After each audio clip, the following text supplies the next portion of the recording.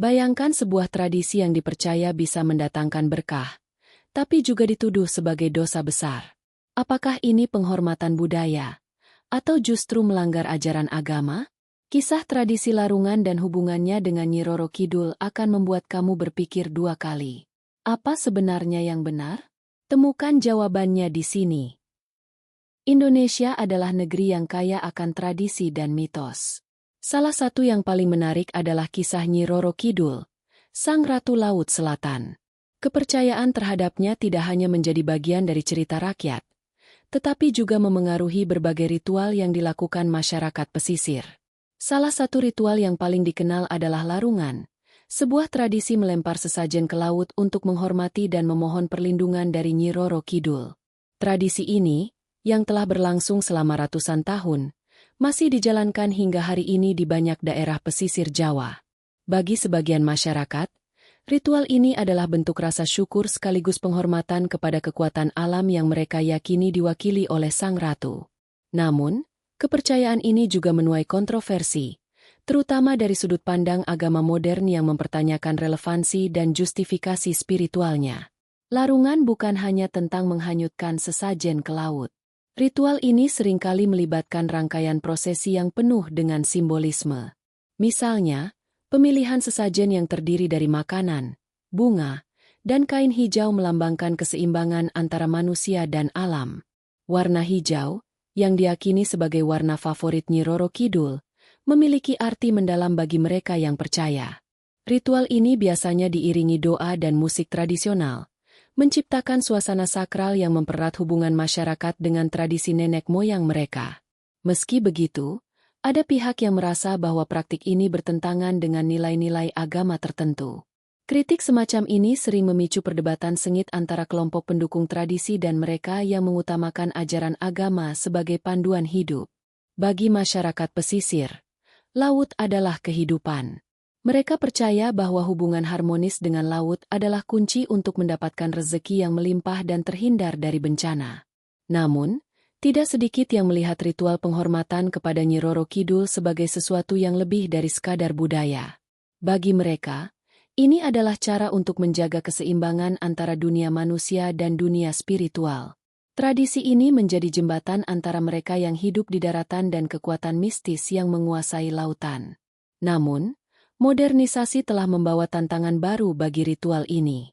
Banyak generasi muda yang mulai mempertanyakan relevansi ritual ini di era teknologi dan sains, meskipun beberapa tetap memandangnya sebagai bagian penting dari identitas budaya. Sebagai simbol mistis dan spiritualitas, Nyi Roro Kidul seringkali menjadi subjek cerita rakyat yang penuh dengan kisah ajaib dan menyeramkan. Salah satunya adalah larangan memakai kain hijau di pantai selatan, yang dipercaya bisa menarik perhatian Sang Ratu. Mitos ini begitu kuat hingga memengaruhi perilaku masyarakat lokal dan wisatawan. Bagi sebagian orang, hal ini hanya sekadar cerita rakyat untuk menghormati tradisi, tetapi bagi yang lain, itu adalah peringatan nyata. Larangan ini sering dikaitkan dengan kepercayaan bahwa kain hijau dapat membuat seseorang diambil oleh Nyi Roro Kidul ke kerajaannya di bawah laut. Kepercayaan ini, meskipun dianggap kuno oleh beberapa pihak, tetap hidup dalam cerita-cerita yang diwariskan dari generasi ke generasi. Meskipun banyak yang percaya pada kekuatan mistis Nyi Roro Kidul, skeptisisme tetap ada. Beberapa akademisi melihat ritual larungan sebagai bentuk simbolis dari hubungan manusia dengan alam. Mereka berpendapat bahwa tradisi ini sebenarnya adalah cara masyarakat untuk menyadari betapa pentingnya laut bagi kehidupan mereka. Perspektif ini menarik karena memberikan penjelasan yang lebih rasional tentang makna ritual tersebut. Di sisi lain, masyarakat yang menjalankan ritual ini sering merasa bahwa pandangan akademis tidak cukup untuk menjelaskan pengalaman mistis yang mereka rasakan. Ini menciptakan garis tegas antara mereka yang percaya pada aspek spiritual dan mereka yang melihatnya sebagai warisan budaya semata. Meski ritual larungan dianggap sakral oleh sebagian masyarakat pesisir, banyak pihak, khususnya dari perspektif Islam, yang mempertanyakan praktik ini. Dalam ajaran Islam, kepercayaan kepada makhluk gaib tidak dilarang, tetapi penghormatan yang berlebihan, apalagi hingga menyerupai penyembahan, dianggap menyimpang. Beberapa ulama menegaskan bahwa larungan, terutama jika disertai doa yang ditujukan kepada Nyi Roro Kidul, dapat masuk kategori syirik. Mereka mengingatkan bahwa semua doa seharusnya hanya ditujukan kepada Allah, bukan kepada makhluk lain, termasuk makhluk mistis.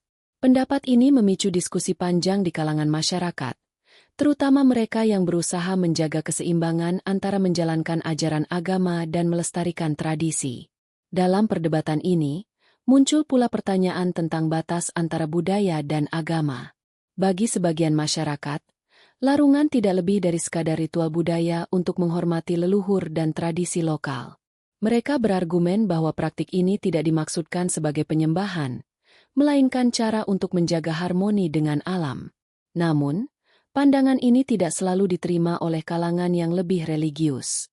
Mereka merasa bahwa budaya semacam ini, meskipun memiliki nilai historis, bisa membahayakan akidah jika tidak dipahami dengan benar.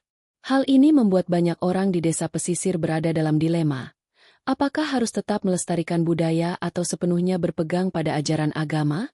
Selain dari sudut pandang agama, skeptisisme terhadap keberadaan Nyi Roro Kidul juga muncul dari kalangan ilmiah.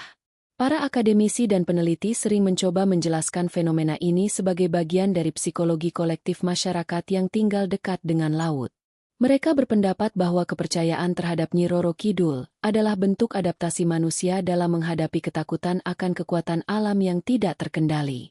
Namun, pandangan ini sering dianggap terlalu rasional oleh masyarakat lokal yang memiliki pengalaman spiritual atau mistis langsung terkait dengan sosok ini.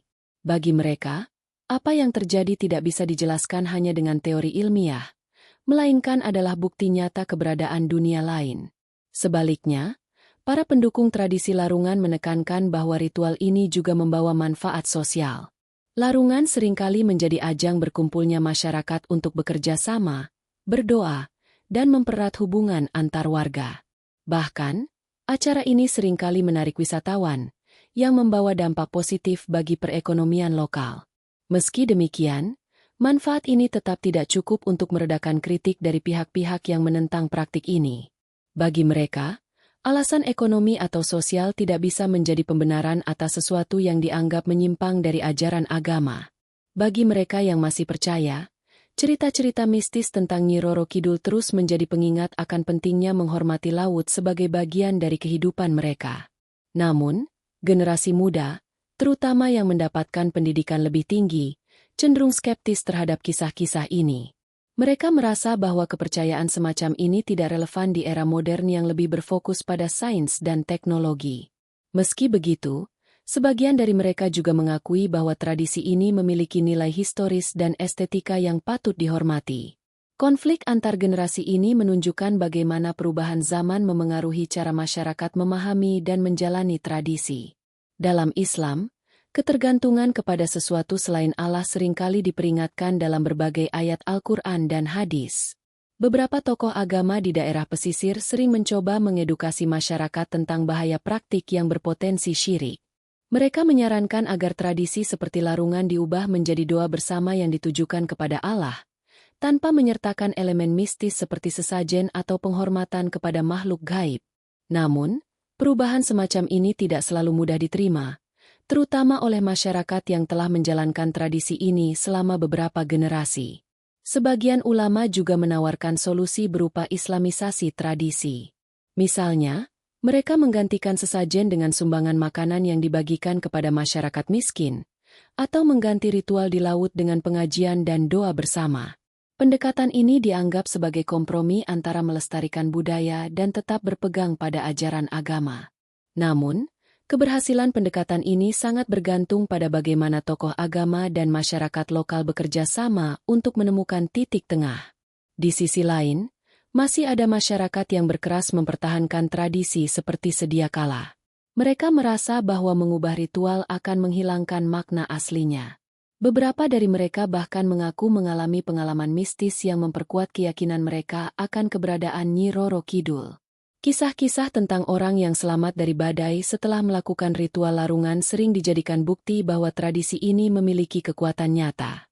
Namun, cerita-cerita ini juga seringkali dianggap sebagai mitos atau kebetulan oleh mereka yang skeptis.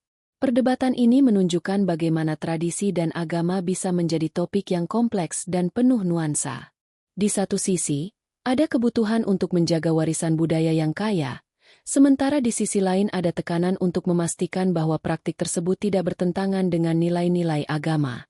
Pertanyaannya adalah, apakah masyarakat bisa menemukan cara untuk menghormati kedua hal ini tanpa harus mengorbankan salah satunya? Menurut kalian, bagaimana seharusnya masyarakat menyikapi tradisi seperti ini? Apakah ini adalah bentuk penghormatan terhadap leluhur? Atau justru praktik yang perlu ditinggalkan demi menjaga kemurnian agama? Tulis pendapat kalian di kolom komentar di bawah ini. Jangan lupa like, share, dan subscribe untuk cerita menarik lainnya.